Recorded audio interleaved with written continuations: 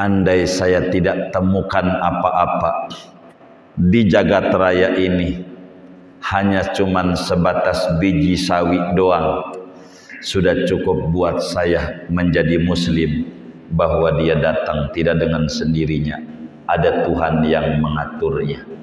Maka tugas saya mengikuti alur Tuhan yang mengatur. Apa yang dia atur kita ikuti. Di sana ketemu bakal kebahagiaan menuju al-yaqinu billah, taqwiyatul yaqin wa tahsinul yaqin. Ini yang dikehendaki oleh Imamul Haddad, ngaji alam untuk menemukan pencipta alam, ngaji diri sampai kita ketemu pencipta diri. Ketemu pasti Allah, ketemu.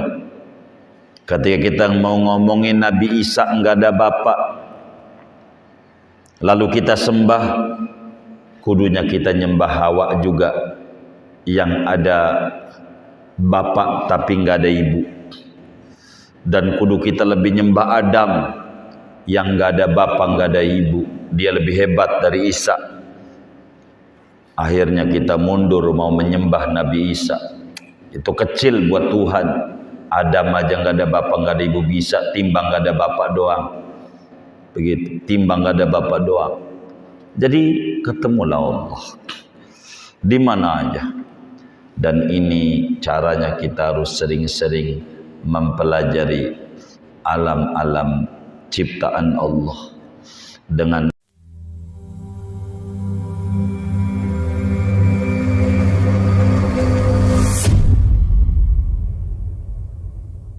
Assalamualaikum warahmatullahi wabarakatuh. Bismillahirrahmanirrahim. Alhamdulillahi rabbil alamin. Wassalatu wassalamu ala sayyidina Muhammadin wa ala alihi wa sahbihi ajma'in. Allahumma inna nastahdika li arsyadi amrina wa zidna ilman yanfa'una. Qala al-imamul Haddad rahimahullahu ta'ala wa nafa'ana bihi wa bi barakati ulumih wa ghafara lahu wa li masyayikhihi wa li masyayikhina amin. As-sababu tsani an yanzura bi'ainil i'tibar. Adapun sebab yang kedua dari tiga sebab, yaitu bahwa memandang oleh seseorang bi'ainil i'tibar, dengan pandangan mengambil pelajaran fi malakutis samawati wal ardi, pada kerajaan langit dan bumi, wa ma bassallahu fiha, dan apa-apa yang menaburkan oleh Allah fiha, di kerajaan langit dan bumi, min ajaibil masnu'at, dari segala keajaiban-keajaiban ciptaan-ciptaan Allah, wa badi'il makunat, dan keindahan segala ciptaan, segala yang ada maknanya ciptaan. Wa ila ifadatihil yaqina al-isyaratu biqaulihi ta'ala sanurihim ayatina fil afaqi wa fi anfusihim hatta yatabayyana lahum annahul haq awalam yakfi bi rabbika annahu ala kulli syai'in syahid. Sanurihim wa ila ifadatihi, dan kepada memberikan faedahnya sebab sani, al-yaqina, akan keyakinan, yaitu ada isyarat pada firman Allah Ta'ala, sanurihim ayatina, nanti kami perlihatkan pada mereka akan tanda-tanda kebesaran kami, fil afaqi, pada cakrawala, pada segala penjuru, wa fi anfusihim, dan pada diri mereka sendiri, hatta yatabayyana lahum annahul haq, sehingga nyata bagi mereka bahwa itu adalah kebenaran. Wallahu a'lam bishawab. Kita bedah. Saudara sekalian, wasiat pertama bagi orang yang pengen suluk kepada Allah, pengen menapaki jalan kebahagiaan, supaya kita bisa sampai kepada Allah, adalah kita kudu memperkuat keyakinan, kudu mempercantik keyakinan kita kepada Allah Subhanahu wa ta'ala. Pertemuan kemarin dijelaskan oleh Imamul Haddad bahwa ada banyak faktor yang menyebabkan keyakinan kita menjadi tambah kuat, keyakinan kita menjadi tambah cantik kepada Allah, keyakinan kita tambah bulat kepada Allah. Ada banyak faktor. Beliau sebutkan 3 faktor. Yang pertama, melalui Al-Quran. Kalau itu amat sangat sulit bagi kita yang awam untuk menuju sebuah keyakinan dengan mengkaji kebesaran Allah, kesempurnaan Allah, keagungan Allah, dan kemahatunggalan Allah. Ini barangkali kita nggak ketelan pada bagian ini. Imamul Haddad memberikan alternatif. Bagaimana di antara cara supaya keyakinan kita bagus? Karena orang itu akan terbelah, ada kelasnya bayi, ada kelasnya orang dewasa. Kalaulah orang dewasa, bolehlah dia dikasih singkong, nggak apa-apa, kuat dia untuk makannya. Tapi kalau bayi dikasih singkong, maka kelolodan. Artinya bila jalur pertama kita nggak bisa, bagaimana kita harus membuka telinga batin kita untuk memperhatikan ayat-ayat kebesaran dan keagungan Allah, maka turun pada bagian kedua, cara kita memperkuat keyakinan, kelas bayi. Apa itu kelas bayi? Nggak bisa dikasih singkong, nggak ketelan, meski singkong enak, tapi bubur. Kalau bayi bubur, dan tidak boleh dipaksa si bayi harus sama dengan kita makannya singkong, nggak boleh. Ini yang disebut Islam itu rahmatan lil alamin. Ada kelas-kelasnya. Karena itu, apa faktor kedua yang bisa menyebabkan keyakinan kita kepada Allah tambah mantap, yang menyebabkan keimanan kita sama Allah tambah bulat, biar kita hari-hari kita penuh dengan kebahagiaan? Kata Imam Haddad, an yandura bi'ainil i'tibar. Kita harus ngaji alam semesta. Kita kudu ngaji alam. Ketika Al-Quran menyuruh kita iqra, bacalah, maka yang ditanya mal makru, apa yang kudu kita baca? Bila kita membaca ayat-ayat Qur'aniyah berat, mendalami kandungan maknanya, maka yang kita harus baca adalah ayat-ayat kauniyah. Ayat-ayat kauniyah.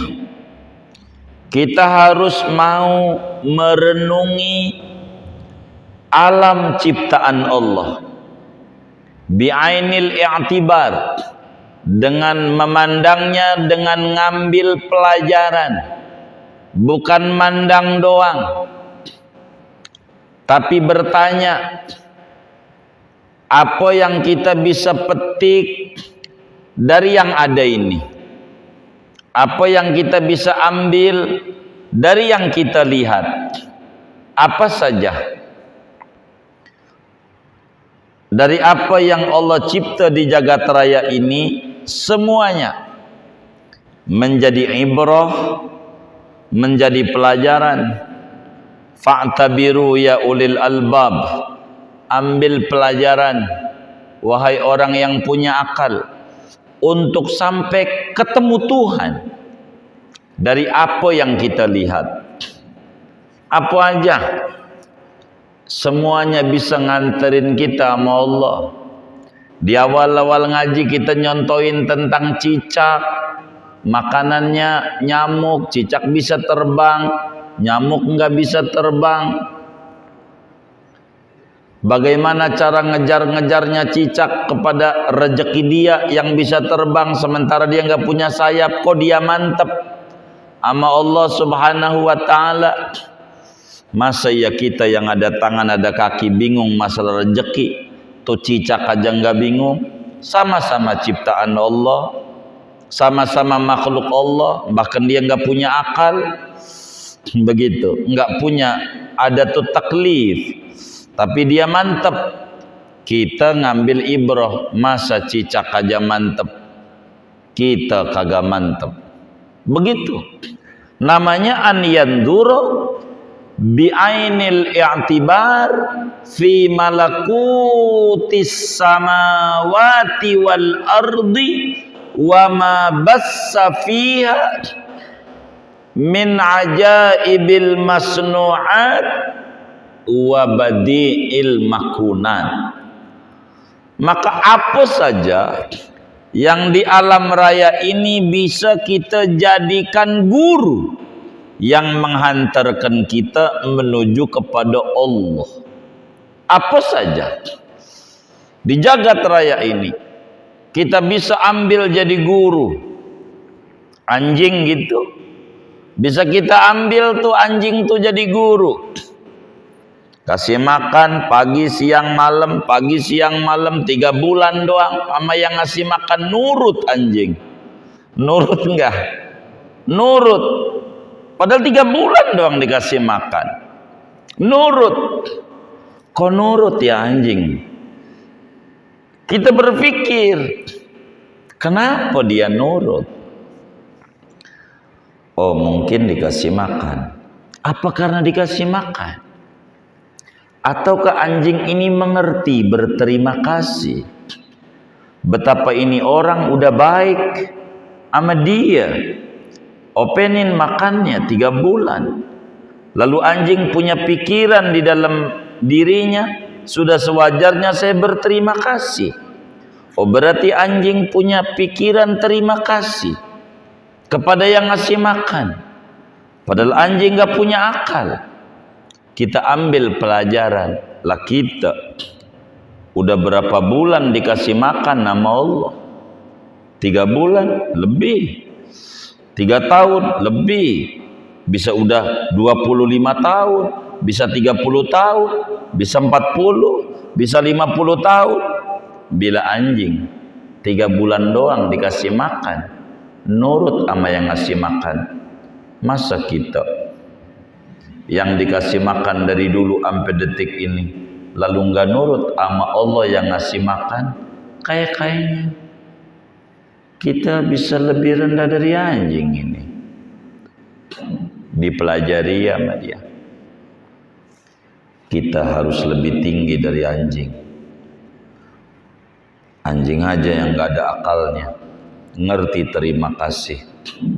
Masa kita yang ada akalnya nggak ngerti terima kasih sama Allah? Tambah mantap keimanannya sama Allah. Nurut dia. Kenapa nurut? Biar saya beda sama anjing. 3 bulan aja dia nurut, masa saya kagak? Haruslah saya lebih nurut. Namanya an yandura bi'ainil i'tibar. Dia memandang dengan pandangan ngambil pelajaran dari apa saja yang dia temukan di jagat raya ini. dari semua ciptaan-ciptaan Allah. Apa aja? Dia baca matahari. Itu matahari dari dulu sampai sekarang cahayanya segitu. Kalaulah nambah 30% aja, ini bisa kosong semuanya. Kalau berkurang sampailah 50% aja, bisa beku kurang cahaya. Itu dari dulu cahayanya. Seperti itu. Tentu ada yang mengaturnya. Ingat Allah lagi. Besok lagi mandang matahari, sunset. Lihat matahari, wah indahnya. Dia nggak indah doang. Ini matahari hebat. Ama yang baik ama dia, mau yang nggak baik tetap aja boleh mendapatkan cahayanya. Mau yang ibadah sama Allah, mau yang nggak ibadah sama Allah, dia tak bagi, tak pilih kasih, maka dia baik. Ini matahari ini baik, maka saya kudu kaya matahari, menjadi orang yang baik, memiliki rahmah kepada semuanya, meski kepada orang non muslim sekalipun. Dia balik sama Allah. Dia main lagi ke laut, dilihat ikan. Itu ikan ada di dalam laut, air laut asin. Ikan gak ikut-ikutan asin. Oh, berarti ikan memiliki keistiqomahan. Dia nggak mau terbawa oleh arus yang asin, tetap dia tawar.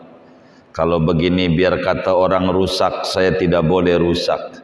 Nggak boleh saya kalah dengan ikan. Saya harus istiqomah ibadah kepada Allah Subhanahu wa ta'ala. Dapat ilmu dari ikan. Apa aja yang dia dapetin dari kehidupan. Pokoknya semua yang ada di jagat raya ada pelajaran untuk menuju kepada Allah. Dia main lagi ke kebun, ada pohon kelapa yang tinggi digoyang-goyang sama badai, gede banget, goyang juga tuh kelapa. Begitu. Ada juga yang roboh, tapi rumput, matanya lihat bawah, rumput enggak roboh sama badai. Ya karena enggak tinggi. Oh, kalau kita pengen tinggi derajatnya, siap digoyang-goyang kayak kelapa, berarti akar kita kudu kuat. Begitu. Tapi kalau kita nggak mau pengen kena badai, kita kudu jadi rumput aja. Begitu. Tapi bakal diinjak-injak orang. Kita milih di mana ini?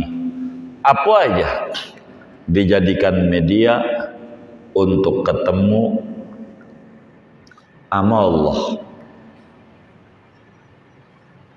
Apa aja? Ini menambah keimanan.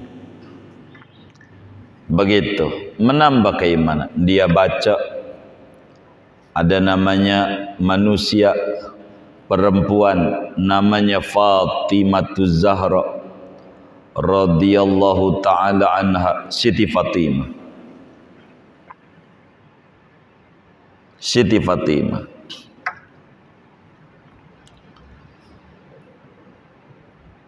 Babanya Nabi, bukan sembarang Nabi, Sayyidul Anbiya wal Mursalin, Nabi paling topnya Nabi, babanya, yang punya syafaat, babanya. Dipelajari lagi Siti Fatimah, ibadahnya Masya Allah, sholat sunnahnya banyak, ratusan rakaat dikerjakan. Padahal babanya Nabi punya syafaat.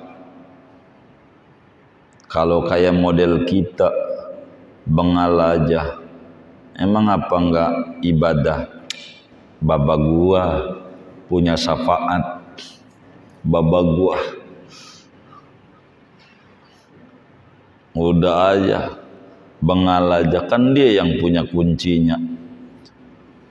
Enggak kayak begitu, balik sama dirinya. Lah gua babanya Nabi bukan, ponakan Nabi bukan, cucu Nabi bukan, kagak ibadah wa alamat. Kita berarti nggak bisa ngambil pesan ini. Begitu.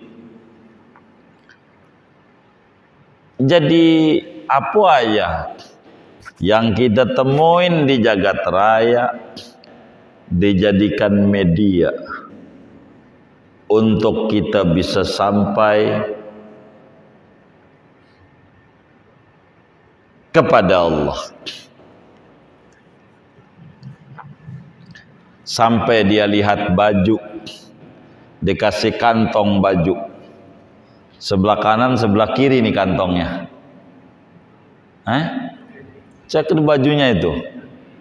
Di kanan, di kiri ada kantongnya. Dia baca lagi, ngapa ini kantong di kiri? Untuk apa dikasih kantong? Ya tentu untuk naruh barang-barang berharga, semacam duit, semacam handphone, apa aja. Berarti barang berharga kudu ditaruh di sebelah kiri. Dipelajari lagi, di kiri ini ada apa? Oh, ada hati. Hati sebelah kiri, berarti hati buat naruh barang-barang berharga. Yang gak berharga, recehan, gak usah ditaruh di hati. Ini dipelajari apa ya? Larinya ke Allah, Allah, Allah. Maka memandang yang ditemukan di jagat raya, dia jadikan media untuk sampai kepada Allah, memiliki kemantapan hati. Lihat anak kecil biar kata Ramadan udah likuran, belum beli baju, enggak puyeng, enggak. Biar kata udah bulan Juni mau masuk sekolah bayaran mahal, enggak puyeng. Kenapa ini bocah kagak puyeng ini? Oh, dia yakin ada yang ngurusin. Keyakinannya hebat, ada yang ngurusin. Berarti saya harus ngambil juga. Kan kita juga ada yang ngurusin. Ke dunia bukan mau kita, maunya pencipta. Berarti kita juga kudu yakin, masa iya Allah kagak openin kita. Bocah aja mantep bahwa dia ada yang openin, masa kita gusar? Maka muncul apa yang dikata oleh Imam Ibnu Athaillah dalam hikamnya, arih nafsaka anit tadbir fama qama bihi ghairuka anka la taqum anta di nafsik. Tenangkan jiwamu daripada banyak ngatur-ngatur kehidupan. Tenangin apa yang diurusin oleh Tuhan, kau tak perlu campur ikut ngurus-ngurusin lagi. Kayak bocah, serahin aja. Masa iya mak bapaknya kagak openin, masa iya Allah kagak openin kita. Jadi tenang. Maka hari-hari bocah penuh dengan ketenangan. Tapi bocah juga ada ikhtiarnya. Iya, bocah juga punya ikhtiar, punya usaha. Apa usahanya bocah? Ya nangis. Maka kita juga kudu ikhtiar. Dia tentu bukan nangis, kita bukan bocah, kudu nyareat usaha maksimal. Sama bocah juga maksimal juga. Kalau timbang makan bentar, baba lo mau jogging di Kalbar, Kali Baru. Kalau dia cuman eak doang, mau agak tahu Kali Baru nggak? Begitu. Udah ada jalanan masalahnya. Begitu. Tapi ketika eak, bentar dulu, Baba lu mau jogging. Kata bocah, emang nggak serius, gua lapar. Maka dia guling-guling. Akhirnya lagi goreng tempe juga ditinggal. Serius berarti. Oh kalau begitu saya juga ikhtiarnya nggak boleh main-main, kudu serius. Maka apa saja dijadikan media untuk ketemu Allah dalam alam ciptaannya. Apa saja kita harus ketemu dengan Allah. Mau mandang apa aja yang ketemu sama kita. Kita lihat lagi di diri sendiri.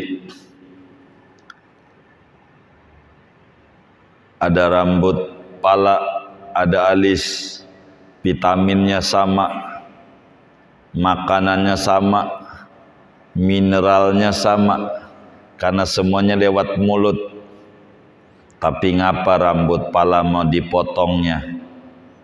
Panjang lagi. Alis kita dari dulu nggak panjang-panjang. Oh, ternyata rambut pala demen berbagi. Dia paham dengan dipotong bukannya makin dikit, makin banyak dan makin panjang. Potong lagi, tapi alis kagak pernah dipotong segitu-gitu aja. Oh, berarti hidup juga begitu. Kalau kita nggak mau berbagi, ada kotak amal Jumat, pura-pura merem aja udah lewat, baru melek. Ada nggak yang kayak begitu tuh? Nggak ada. Berarti saya bakal kayak alis ini, lakonnya nggak panjang-panjang ini, segitu-gitu aja. Jadi apa aja dijadikan media ketemu Allah dari alam ciptaan ini. Apa aja di jagat raya ini dijadikan media untuk ketemu sama Allah. Dia main lagi ke Mekah, lihat ada namanya Hajar Aswad. Orang pada rebutan, pada nyiumin tuh batu. Padahal batu, yang namanya batu enggak ada manfaat, enggak ada madarat. Andai pun manfaat karena ada yang memanfaatkan. Andai madarat karena ada yang membuat madarat. Tapi zatnya batu enggak ada manfaat, enggak ada madarat. Kok diciumin orang? Dia jalan ke Mina, orang pada lihat jamarat dilemparin orang tanggal 10, 11, 12, 13.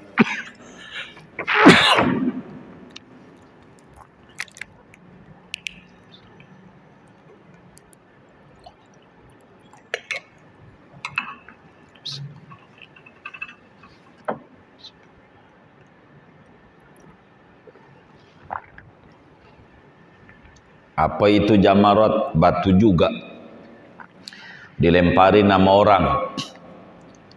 Kok batu yang ini dilemparin, yang ini dimuliakan? Oh, bisa saja saya juga bisa saja kayak jamarat yang dilemparin orang. Bisa juga saya kayak Hajar Aswad yang dikejar-kejar orang. Kenapa bisa begitu ini batu?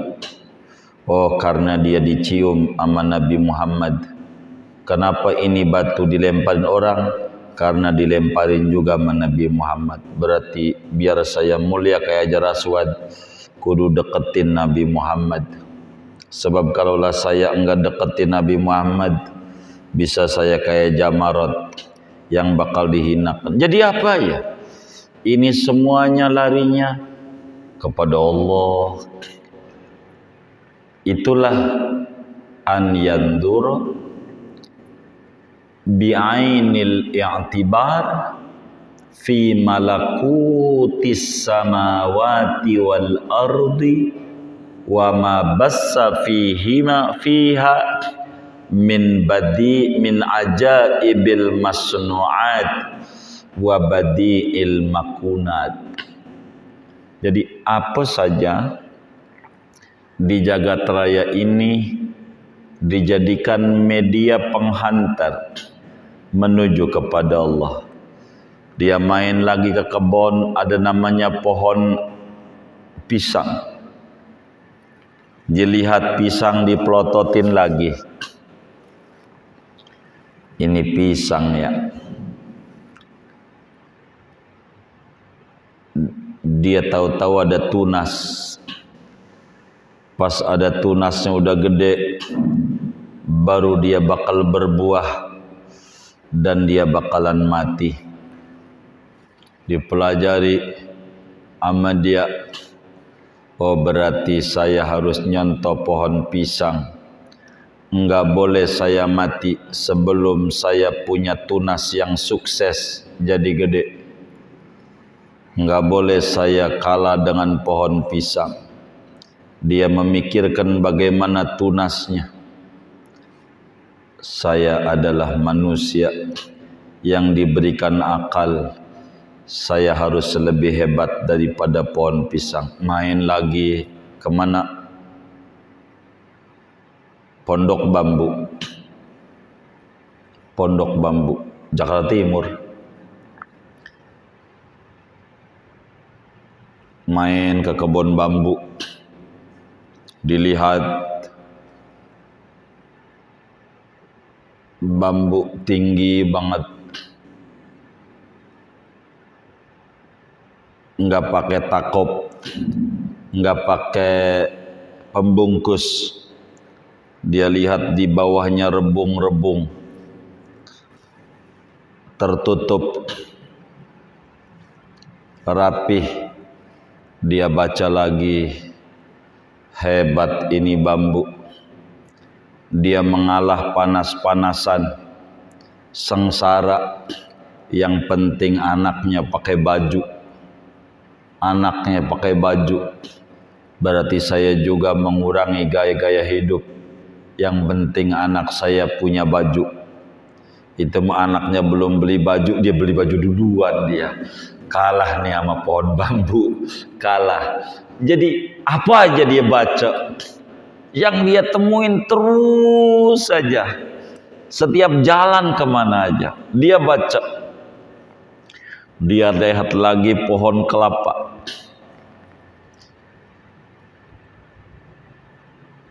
Ini kelapa hebat. Di gunung hidup,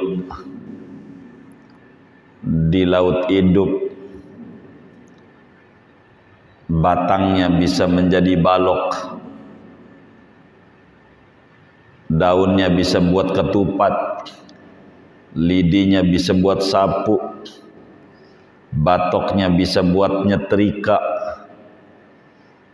airnya bisa jadi nata koko, apalagi dah tuh, ampasnya bisa disanten. Hebat dia. Di mana tinggal dia hidup, apanya aja manfaat. Padahal kelapa. Berarti saya juga yang punya akal kudu kayak kelapa. Di mana aja kudu hidup. Di gunung hidup, di laut hidup, apanya aja manfaat. Tidak ada yang terbuang. Dia mantepin dirinya daripada pohon kelapa. Begitu dia pelajari, sampai dia pelajari, sampai buahnya ini hebat kelapa. Padahal ini Pulau Seribu, muanya air asin. Ngapa ini air kelapa ini manis? Kalau Allah punya mau, bisa jadi Kita tinggal di daerah yang sulit, tapi kita bisa manis kayak air kelapa. Maka berubah dia sedikit demi sedikit nyontoh air kelapa. Jadi apanya saja dia mengambil ibrah, mengambil pelajaran dari apa yang dia temukan di jagat raya untuk sampai kepada Allah. Dan ini pun juga kalau mau ngambil pelajaran bisa tambah mantap keyakinan kita sama Allah, bisa tambah bagus keyakinan kita sama Allah.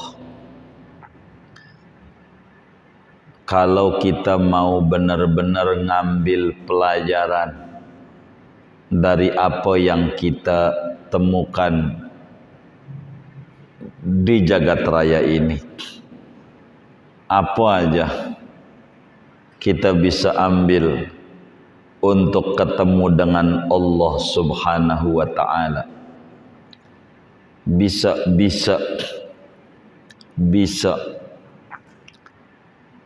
apa aja yang kita mau ambil pelajaran, bisa. Namanya mentafakuri alam ciptaan Allah, merenungi alam ciptaan Allah. Tafakkaru fi khalqillah wala tatafakkaru fi dzatih fa innakum lan taqdiruhu qadrah. Kata Nabi, ngajilah ama alam ciptaan Allah, pikirin tapi jangan merenungi zat Allah. Anda tidak bakalan sampai menuju ke sana, tidak mampu. Tapi dari alam Anda bisa sampai menuju kepada Allah. Kalau bahasa Ibnu Athaillah dalam hikamnya, la tarhal min kaunin ila kaun fatakuna kahimarir roha, walakin irhal minal aqwan ilal mukawwin wa anna ila rabbikal muntaha. Akan tetapi berangkatlah dari ciptaan menuju pencipta. Jadi jangan dari alam hanya kepada alam. Lihat laut indah, alangkah indahnya lautan, tanpa mempelajari siapa yang membuat indah, kenapa dibuat indah. Dia pelajari terus, namanya disebut tadabbur alam, mengkaji alam. Ini bisa kita dekat sama Allah, bisa kita sampai sama Allah, asal kita bisa mengkaji alam.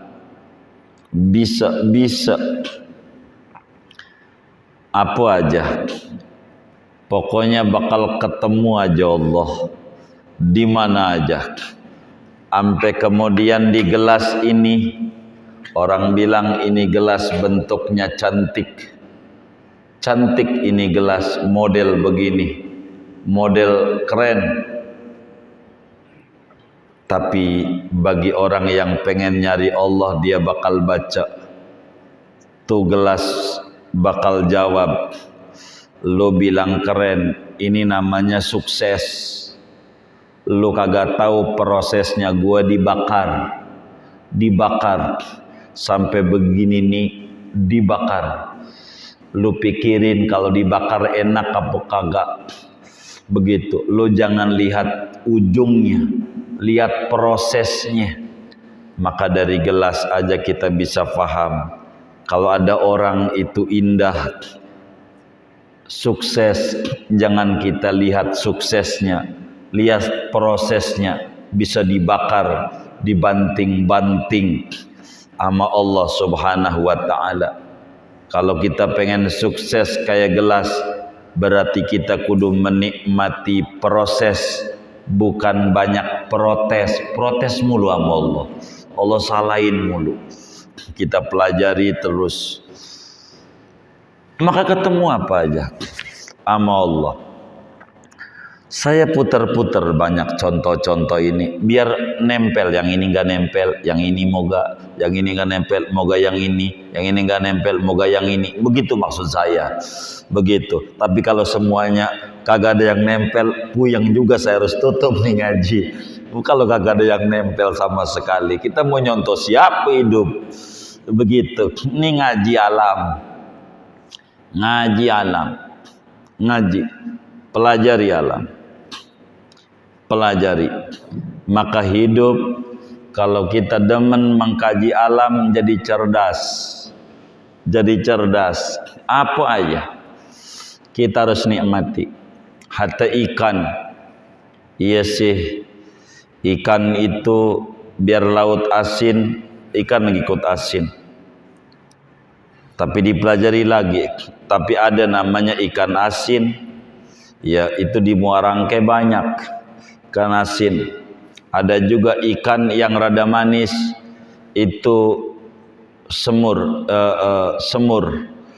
bandeng. Ada yang pedas, pesmol. Yang kuning-kuning itu apa namanya? Oh iya, pesmol ya. Loh, ini kok ikut-ikutan? Dipelajari lagi sama dia. Oh pantas dia ikut-ikutan karena dia mati. Kalau yang di laut dia hidup, berarti hati juga kalau dia mati bakal ikut-ikutan. Tergantung yang mewarnai. Dikasih garam jadi asin, dikasih gula, kasih kecap jadi manis, kasih cabai banyak, balado jadi pedas. Oh karena dia mati. Berarti saya juga jangan sampai jiwanya mati. Nanti mikir yang kagak begitu, mikir yang kagak pada bukan bagiannya.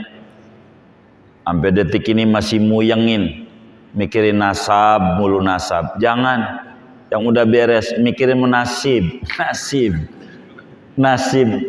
masuk surga apa kagak kita. Nih puyengin nih, dagang besok 2024 nih masih eksis apa kagak ini aja nih nasib.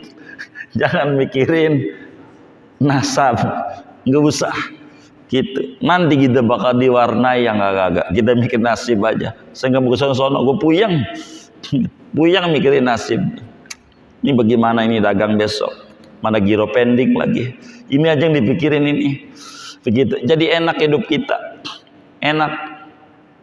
Kita lihat orang main sepeda, kita pelajari sepeda. Kenapa dia nggak jatuh? Bukankah sepeda itu rodanya 2? Dia pelajari lagi.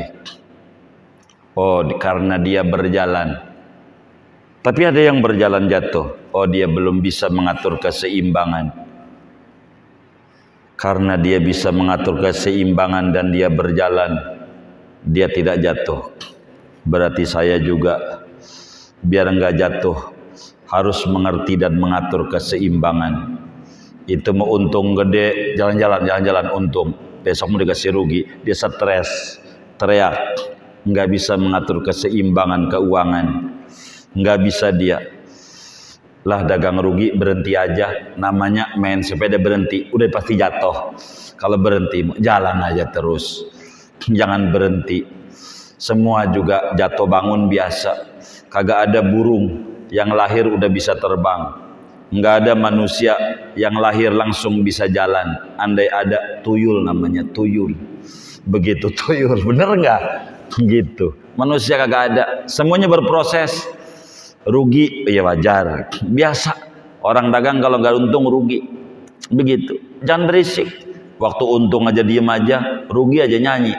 Aduh payah. Ya Allah, waktu untung dongeng juga. Jadi temannya enak. Kata temannya, ini yang didongengin puyeng mulu kapan senengnya, pegel juga dengernya. Begitu kata temennya. Jadi kita apa aja dilarikan ke Allah dah, apa aja. Kita lihat sepeda lagi, Ini kenapa roda muter? Oh, ada yang goes. Berarti kita juga butuh taufik. Kalau nggak ada taufik, nggak jalan ini ngaji. Begitu. Kudu ada taufik yang goes. Begitu. Ini ngaji kudu ada hidayah dari Allah. Tanpa hidayah kita nggak bakal bisa gerak. Berarti yang hebat Allahnya, bukan kita. Karena kita mau roda muter hebat kagak. Yang hebatmu yang goes. Oh, berarti saya nggak ada hebatnya. Yang hebat Allah yang ngasih rahmat. Maka nggak ada sombong, nggak ada riya, nggak ada ini. Hidupnya dia lari sama Allah. Apa aja dia ketemu. Kalau kita mau jujur mencari Allah. Kata Imamul Haddad pada akhirnya, saudara, beliau sampaikan kepada kita. Kata Imam Haddad, dari mana ini? Kok kita bisa kemari-mari? Dan ini bisa mencas keyakinan menjadi tambah mantap. Keyakinan menjadi tambah bulat. Keyakinan menjadi tambah cantik. Ini Allah sudah kasih petunjuk di dalam Al-Quran pada surat Fussilat. Allah bilang sanurihim ayatina fil afaq wa fi anfusihim. Saya perlihatkan ama mereka manusia tuh. Apa yang diperlihatkan? Ayatina fil afaq, ayat kami di semesta. Berarti ayat Allah ada dua. Ada ayat Qur'aniyah yang kudu kita baca. Ada ayat fil afaq, namanya ayat kauniyah. Ayat kauniyah. Ayat kauniyah. Ini kita kudu baca. Ayat-ayat kauniyah. Ini ditaburkan oleh Allah di jagat raya. Kita baca lagi. Ada namanya matahari.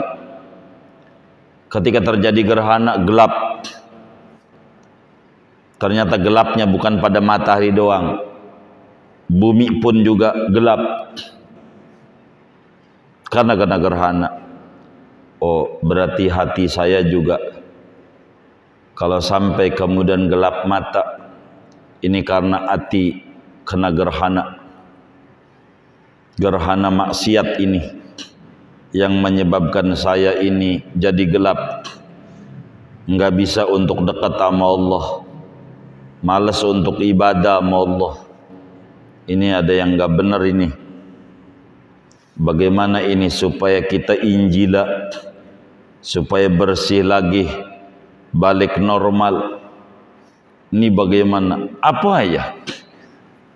Pokoknya segala yang ada di jagat raya dijadikan media untuk menghantarkan dirinya menuju mantapnya keyakinan dan cantiknya keyakinan kepada Allah Subhanahu wa ta'ala.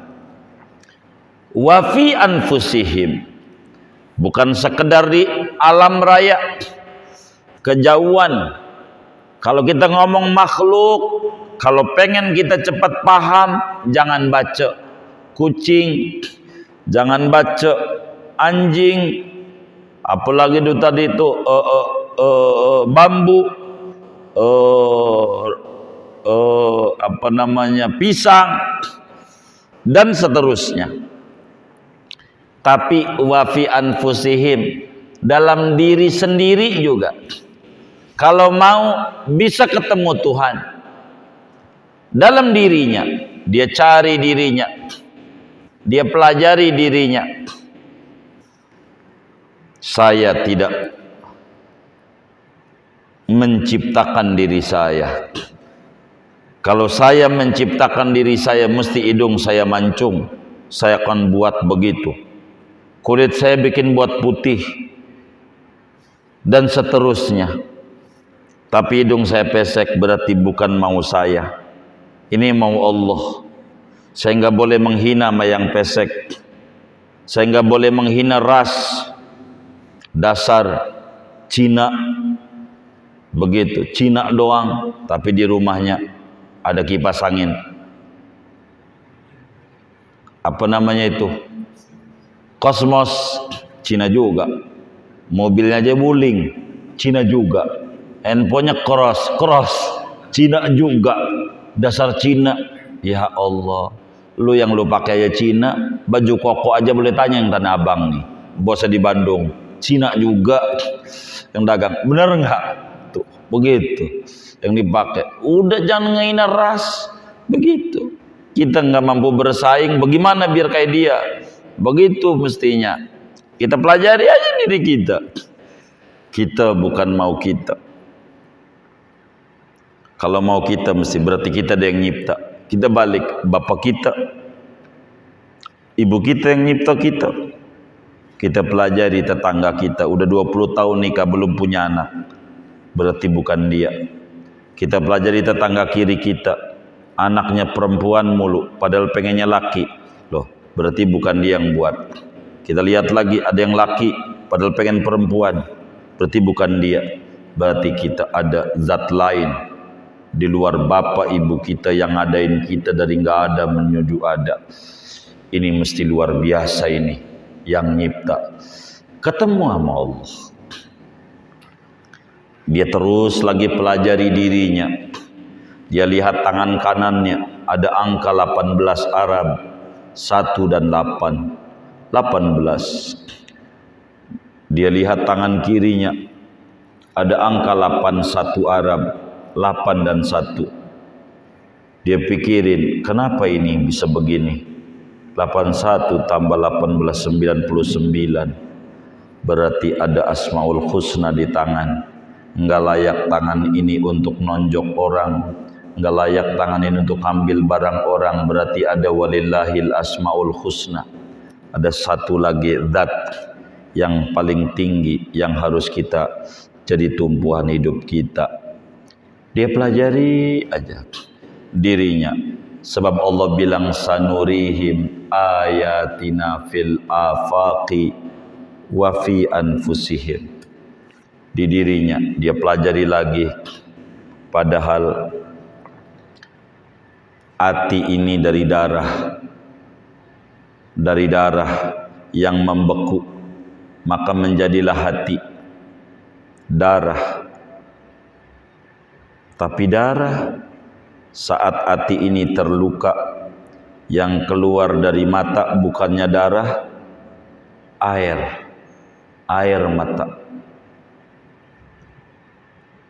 Ini badan ini isinya air. Kata orang-orang 2/3 air badan kita. Tapi waktu terluka, raga kita yang keluar darah, kegores lagi darah, padahal air isinya. Hati kita darah, waktu luka air. Ini bagaimana ini? Dipikirin. Kalau kita sih kagak mikir-mikir ke situ-situ, mikirin yang kagak gitu. Akhirnya dipuyang sendiri, begitu. Ada orang nulis atas WA, nyinggung gua. Dia dituju nama kita, kagak. Begitu, dia menulis-nulis saja. Kata kita, nyinggung gua. Disuruh ngintip juga kagak sama dia. Begitu, dia habis nulis tidur aja. Lah kita berpikiran, ini yang masalah bukan di WA-nya. Di hatinya, ini nggak beres ini. Maka apa saja. Begitu, kita harus pelajari di dalam diri kita, pelajari. Maka kalau kita pelajari akan ketemu apa ya? Ketemu apa? Ketemu Allah. Tambah mantep. Ampe hidupnya ngopi gayo. Kata dia, pas manisnya. Direnungin, kalau kopi mulu kayaknya nggak ada dah orang minum kopi sampai beton-ton. Dilihat lagi gula, Kayaknya nggak ada orang minum gula betonton, nggak ada. Tapi pahitnya kopi ditambah sedikit manisnya gula, pas. Ampe dia bilang kalau ngopi segelas kurang, kalau 2 gelas kayaknya kebanyakan, kalau 3 pas. Itu sih kurang, ampe 3. Dia pelajari itu berarti hidup kalau manis mulu nggak mungkin, kalau pahit mulu nggak mungkin. Maka percampuran ama pahit ama manis akan keluar aroma nikmat. Ya kadang ujian pahit, kadang ujian manis, tapi kalau ditimbang-timbang pas takaran ini dari Allah. Apa aja, pokoknya ketemu aja dia. Kalau dia mau ngaji Allah, apa aja bakal ketemu. Allah itu akan ketemu. Jadi sehingga wafi anfusihim, dalam dirinya dia terus aja dia pelajari. Hidung saya bolongnya 2 buat napas. Kalau dua-duanya buat napas kayaknya sia-sia ini. Perbuatan Allah ini boros.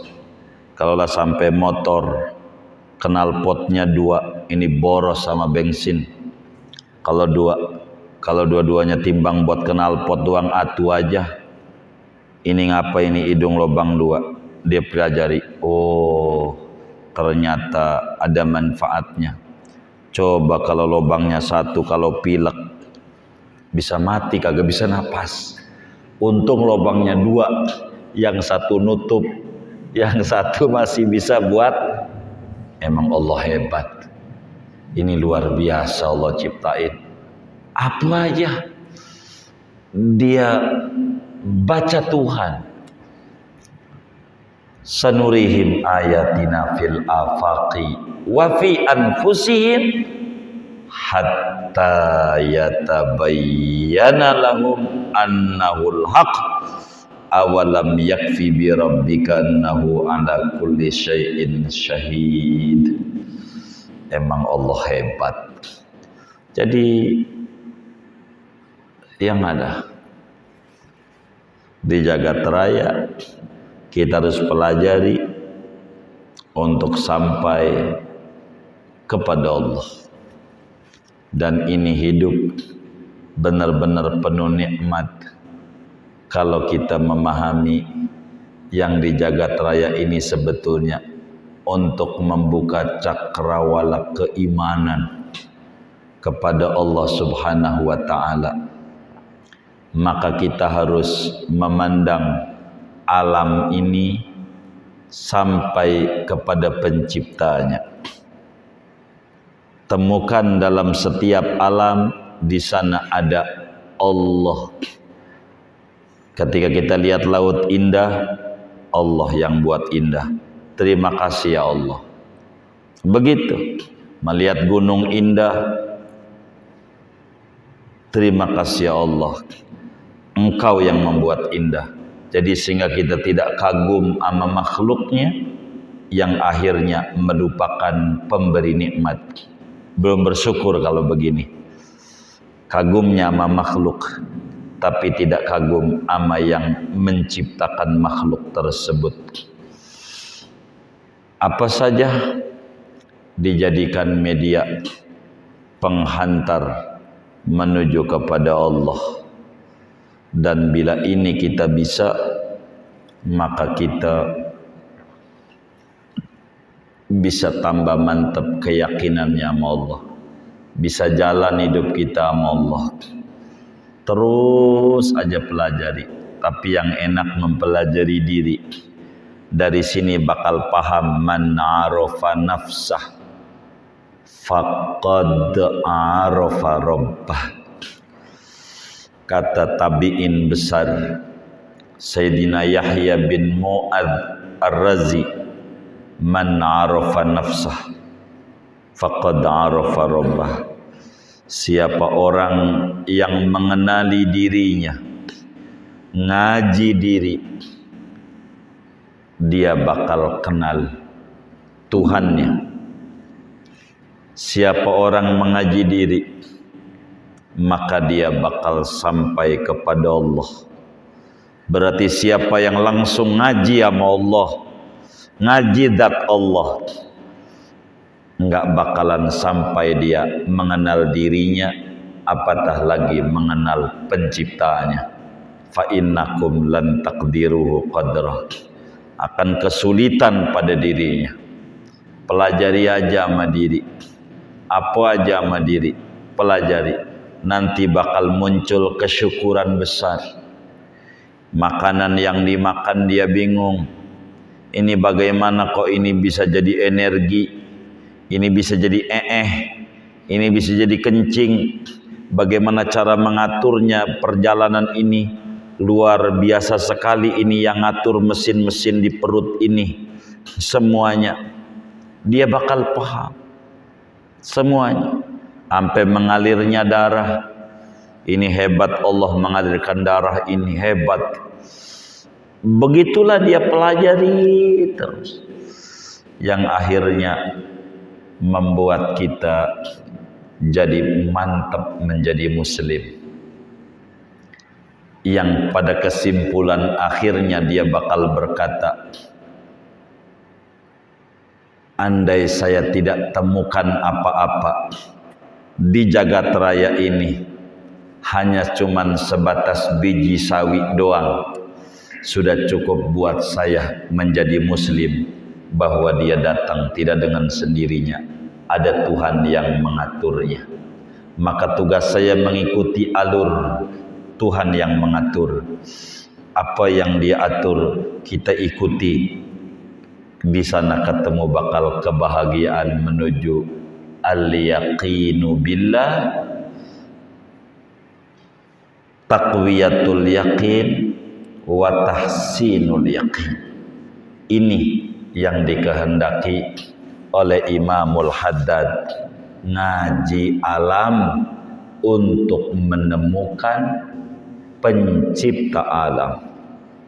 Ngaji diri sampai kita ketemu pencipta diri. Ketemu pasti Allah. Ketemu. Ketika kita mau ngomongin Nabi Isa enggak ada bapak,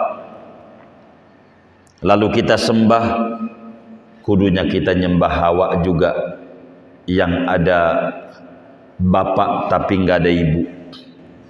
Dan kudu kita lebih nyembah Adam yang enggak ada bapak, enggak ada ibu. Dia lebih hebat dari Isa. Akhirnya kita mundur mau menyembah Nabi Isa. Itu kecil buat Tuhan. Adam aja enggak ada bapak, enggak ada ibu bisa, timbang enggak ada bapak doang. Begitu, timbang enggak ada bapak doang. Jadi ketemulah Allah di mana aja. Dan ini caranya kita harus sering-sering mempelajari alam-alam ciptaan Allah. Dengan ini kita bakal ketemu hidup kita. Begitu ketemu. Dari huruf aja kita bisa ketemu Allah. B C D. Lahir orang Inggris sebutnya bidai. Lahir bidai. Mati dead mati. Antara bid dead ada choice. Berarti harus memilih hidup. Mau su'ul khotimah, mau husnul khotimah, terserah kita menggunakan C. Apa aja dah, pokoknya harus ketemu Allah. Singkatnya, di mana aja kita harus ketemu Allah. Enak hidup kita. Kalau kita demi demen begini, kita nggak mikirin kanan, nggak mikirin kiri, nggak mikirin ini, nggak puyeng hidup kita, nggak puyeng. Udah pikirin ini aja, pikirin ini aja. Ini nasib kita ke surga apa ke neraka. Ini aja kita pikirin.